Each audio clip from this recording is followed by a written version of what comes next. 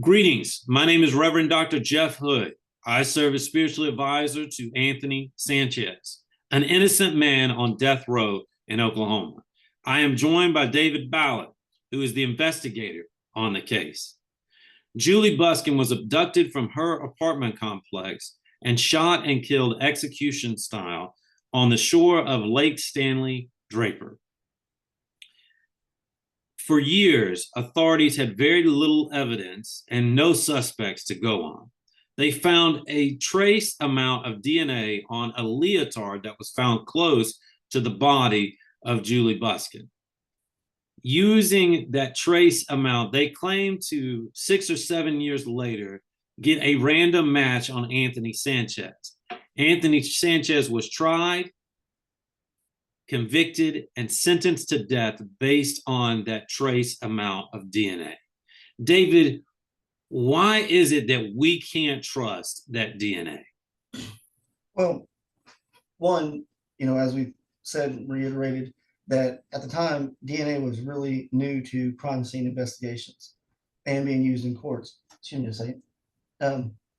So with that being said, early on, they only got very small amounts, and you have mixed DNA. Mixed DNA is stated to be impossible to get a full profile from. I mean, as you and I have discussed, that the only way you get a clean profile is from a clean swab, directly from the source.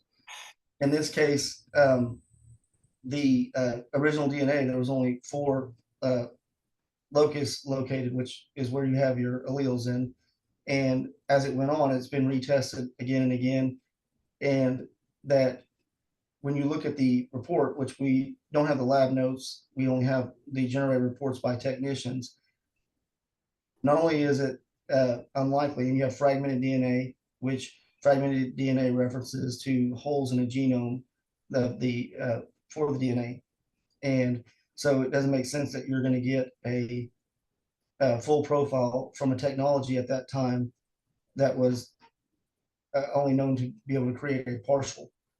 And matter of fact, in one of the court records or transcripts, I believe it was, the technician was asked, and it ultimately came out that they potentially didn't get a full profile, but that the person felt like, based off their training knowledge, that there was enough. And that's why we probably have the issue with, based on the one report, Julie Buskin shows to be a potential relative match to Anthony Sanchez and another suspect, actually 2 other people. And so, that's why we looked at, was it a contamination deal? Was it something different?